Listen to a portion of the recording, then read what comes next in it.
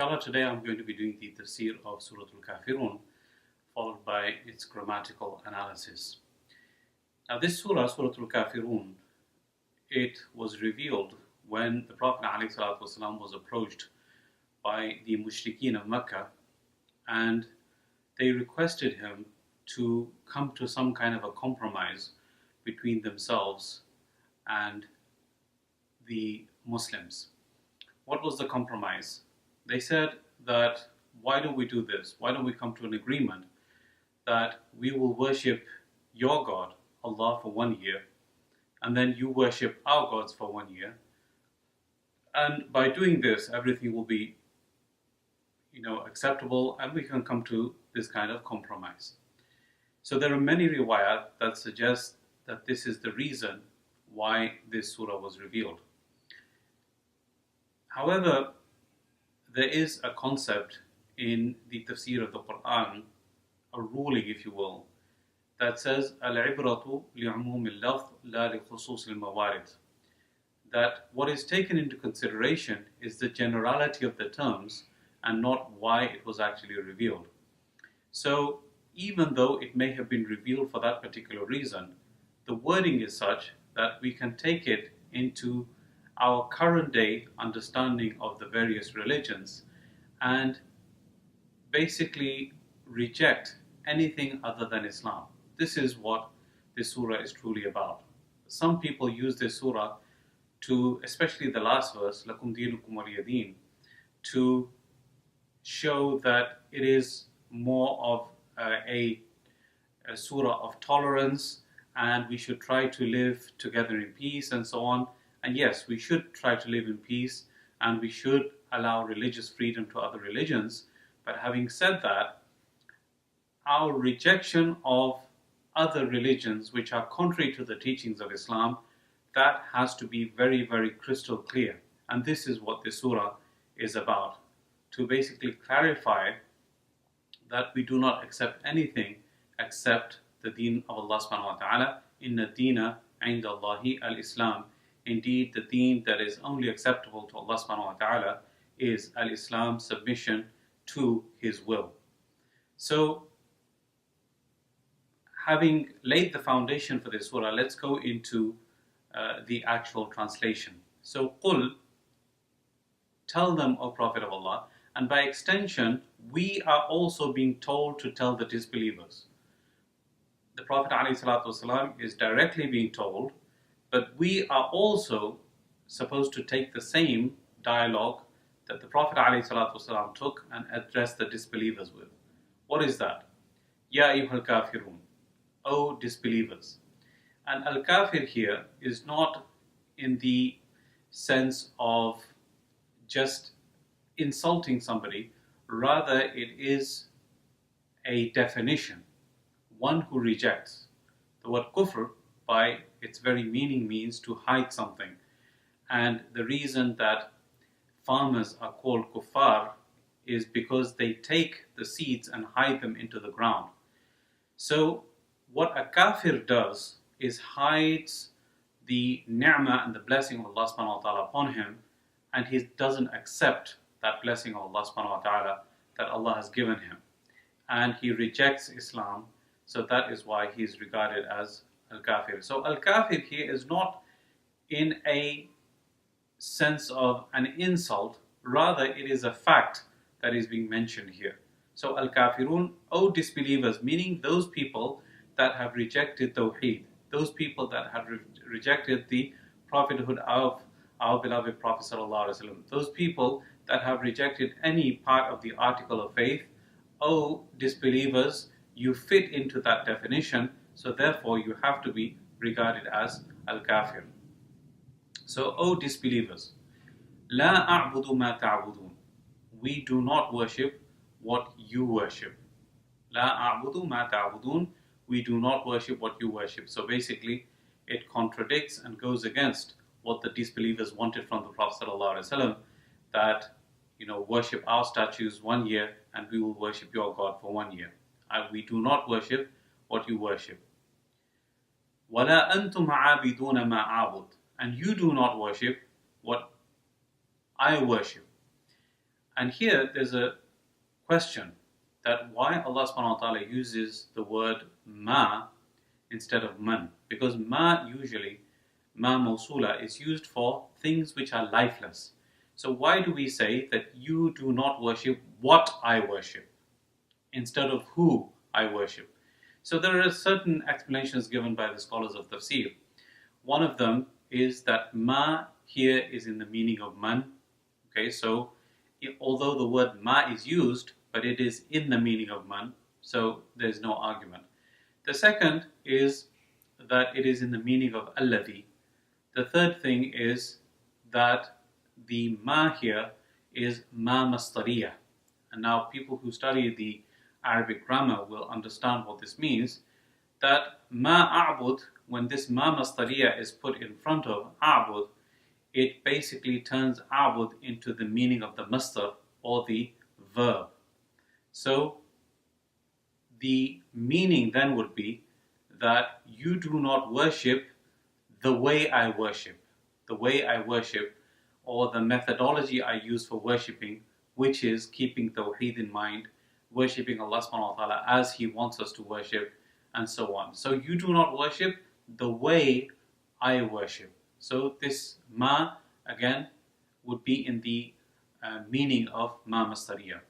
Yet another meaning is that it is simply to maintain the style of the surah.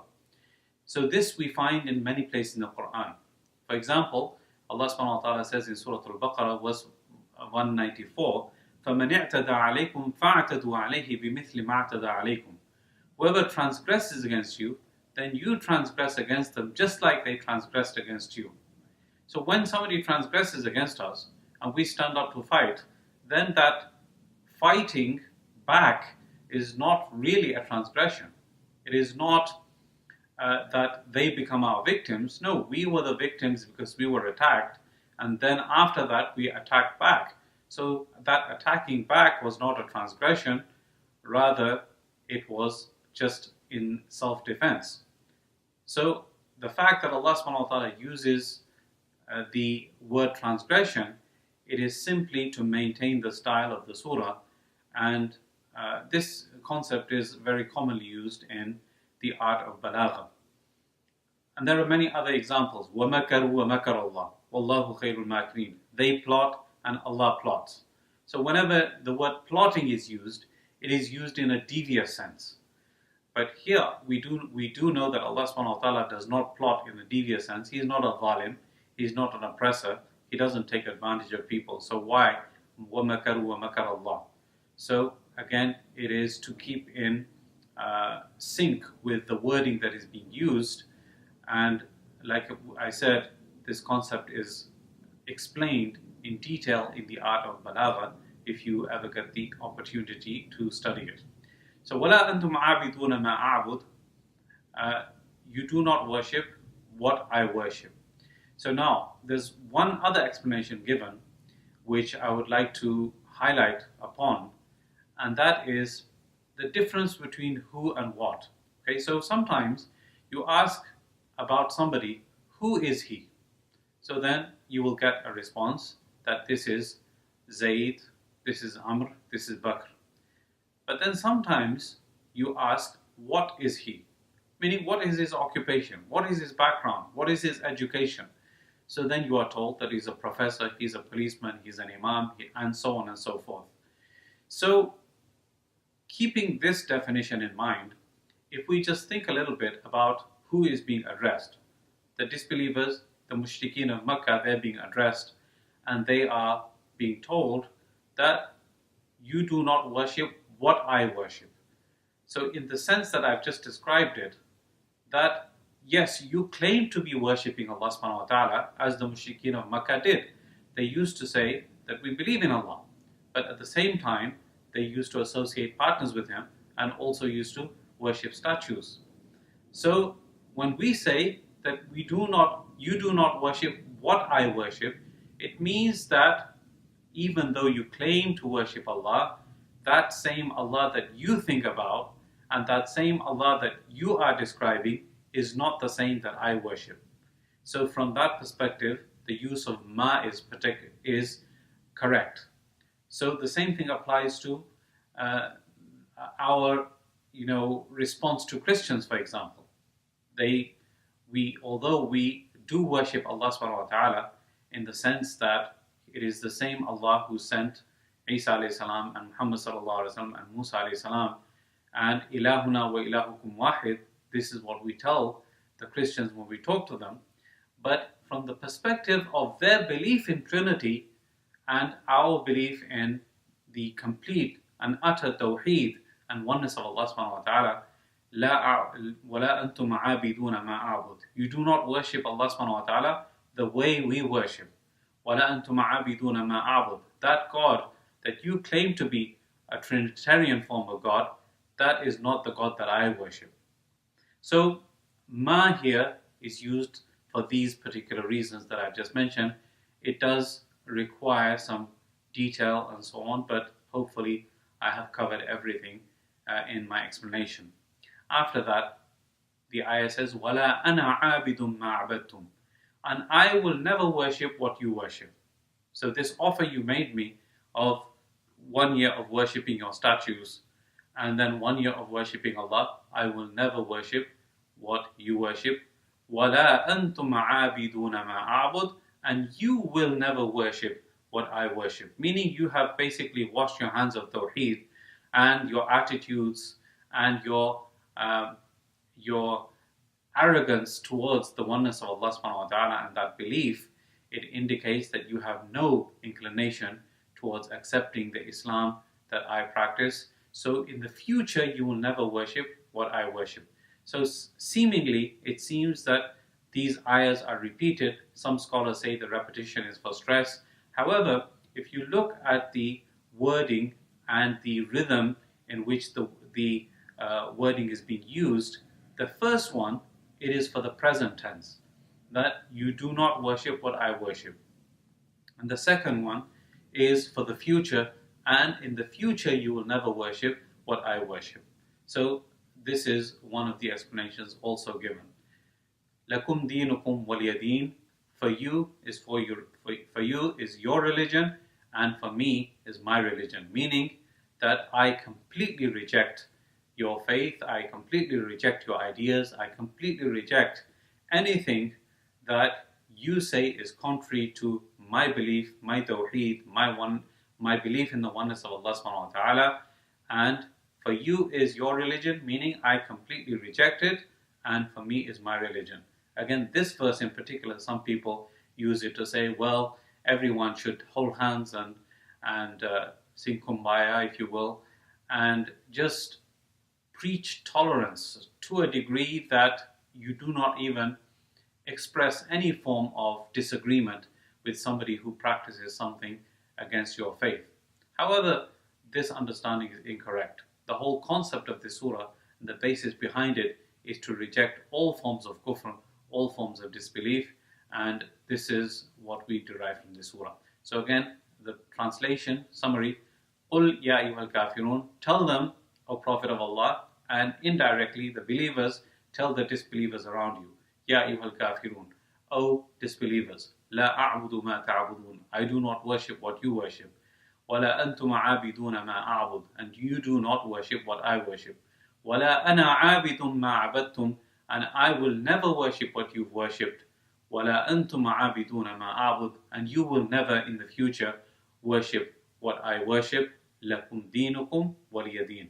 For you is your religion, and for me is my religion. This concludes the Tafsir of Surah Al-Kafiroon.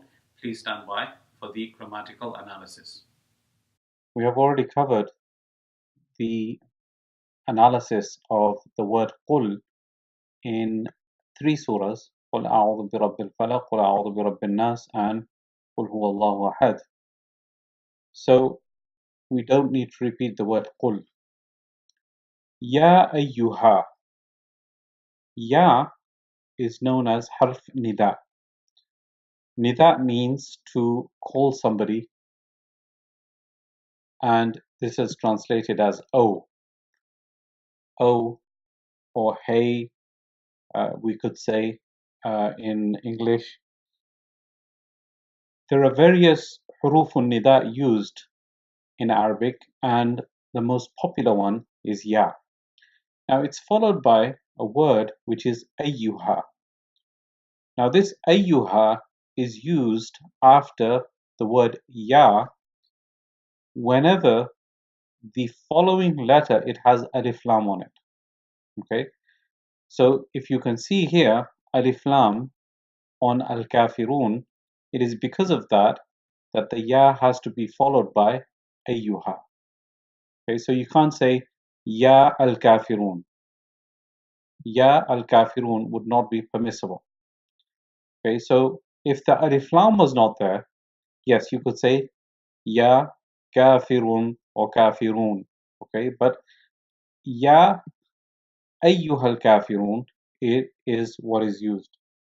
And also it is permissible to say ayyuhal Kafirun by itself without the ya. So all of these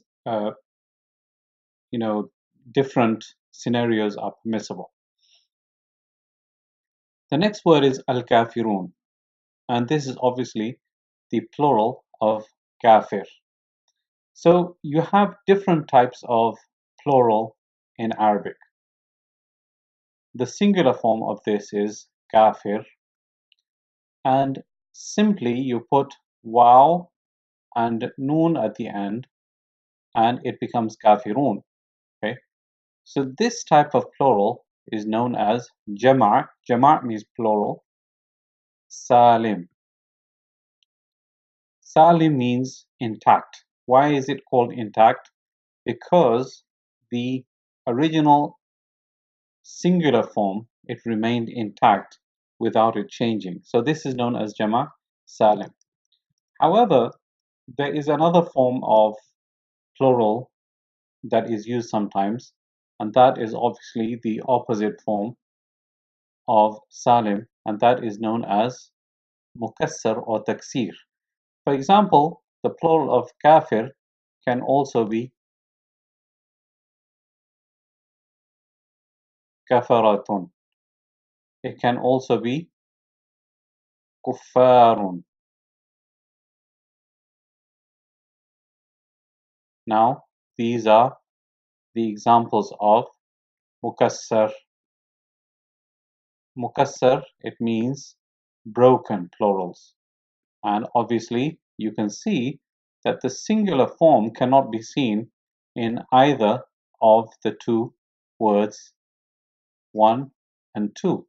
So it's mukassar. Why? Because the singular form of kafir did not remain intact.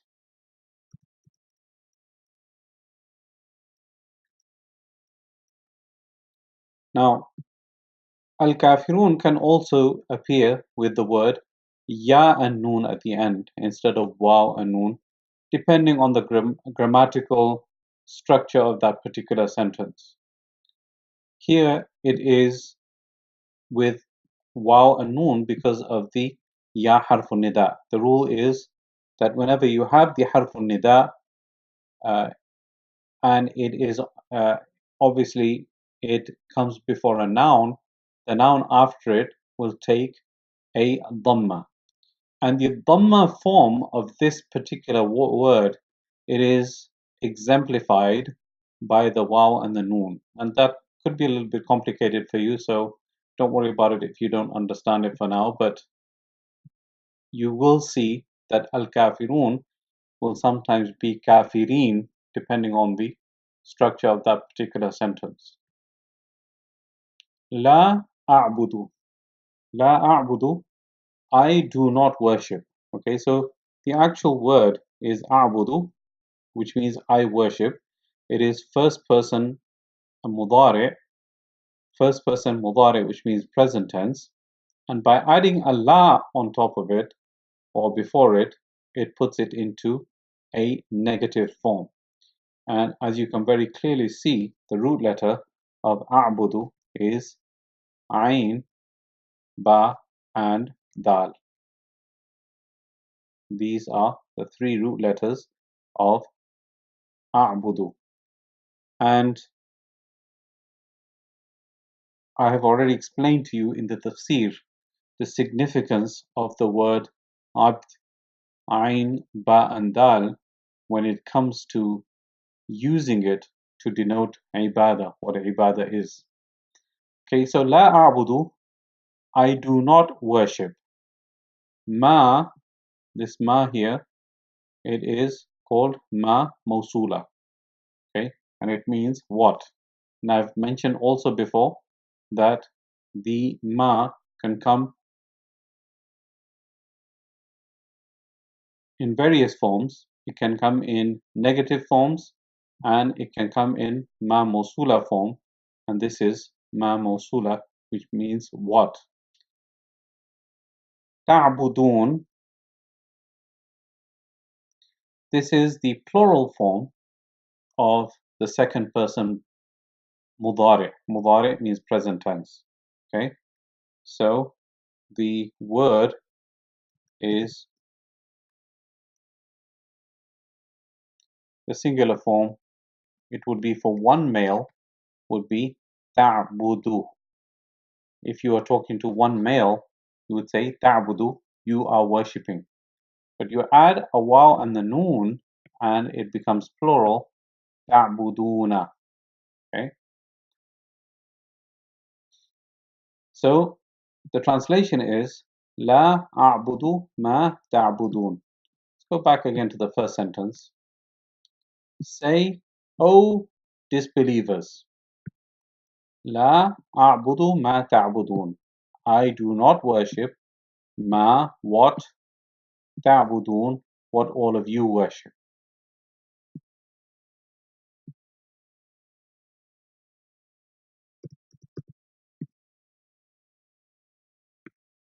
Going on to the next sentence, Wala antum, and neither do you. So when you get this at the beginning of a sentence, it's usually after you've already mentioned a negative somewhere. And we've mentioned the negative in the previous sentence. La a'budu ma ta'budun, I do not worship what all of you worship. Now here we say, Wala antum a'abiduna ma a'bud, and you do not worship what I worship. So wala, and you do not, wa and la, do not, antum, all of you, anta is the singular, antum is the plural, abiduna, this word is the plural of abidun. So the singular form is abidun, but the plural is abiduna. Now, remember, I have mentioned this particular structure of word before. Abid, Sajid, Nasir, Majid. All of these are very commonly used names in the Arabic language. And when we get these names, they denote a person who does that particular thing. Okay, for example, Nasir, it means the one who helps. Majid, the one who praises. Hamid, also the one who praises. So Abid means the one who worships. So this sentence means Wala antum abiduna, and you also are not worshippers. You are not worshippers of what? Ma a'bud, of that which I worship. Ma again is mawsula, and a'bud, it is the first person, and first person means I worship. Okay, so ma, what, ma here, what, a'budu, I worship.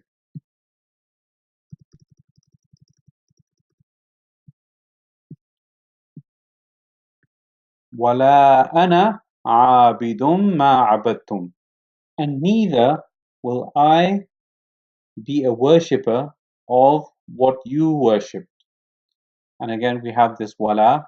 Ana, it means I. Abidun is the singular form of abiduna that we read earlier. I'm not a worshipper. Ma abadtum, what you have worshipped. So abadtum is the past tense.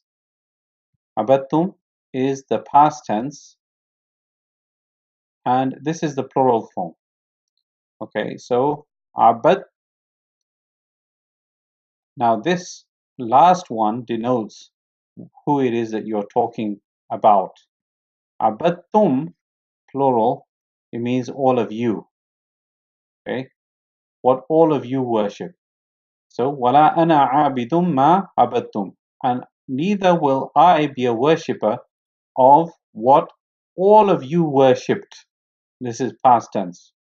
Now, say for example, this abattum was abattu. It would mean I worship. I worshipped in the past tense. And abatta would means you to a single masculine person. Abatti would mean a single female second person when you're directly talking to her. So the main root letters are abad, but this final thing indicates what it is that, or who it is that you're actually talking about. So the sentence again, وَلَا أَنَا عَابِدٌ مَا عَبَدتُّمْ, and neither am I a worshipper of what you worshipped.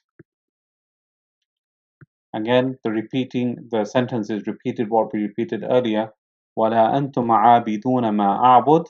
I don't need to go into the analysis again. We've done the analysis already.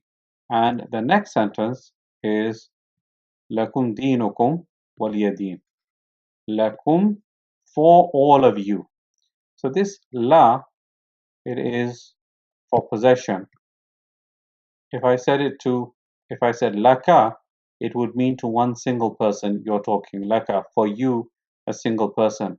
Laki would be for a single female. But here it is lakum. So for, this la means for, lakum, all of you, deenukum is your religion. So deen, it is religion, and we've mentioned in another surah what deen means. Deen means religion, but it is derived from the word dain, and dain is something that a person is recompensed for. So that's why religion is called deen, because a person gets recompensed for it. So deenukum, your religion. So look at this word here, deen is religion, but again, what you add to it changes the meaning. Here, deenukum is plural, all of your religion.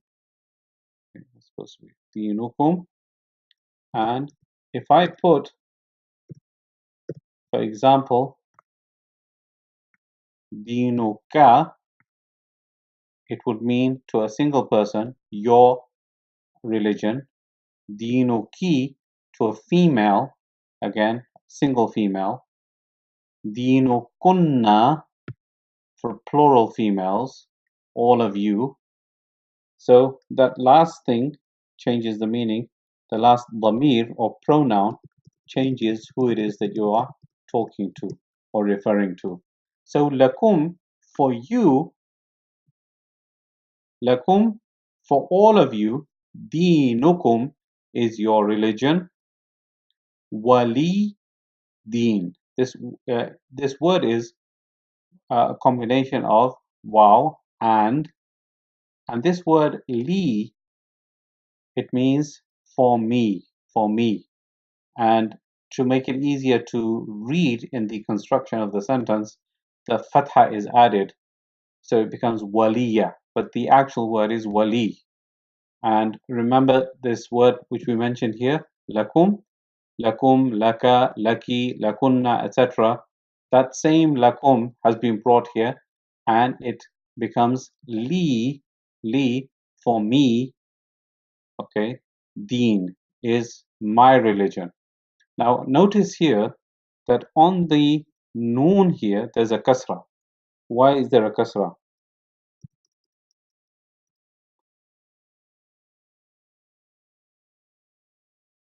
Because originally it was dini, okay, means my religion. So this ya, it makes it into the word my. Bayti, my house. Kitabi, my book.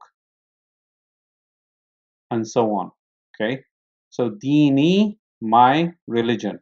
But sometimes the ya is omitted just to make it easy to read. So therefore, the ya is omitted, and instead of dini, what happens? You have the word deen, and just to show that there was a ya there before, the kasra remains here.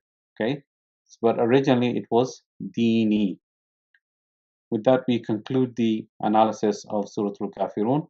Jazakumullahu khairan for listening.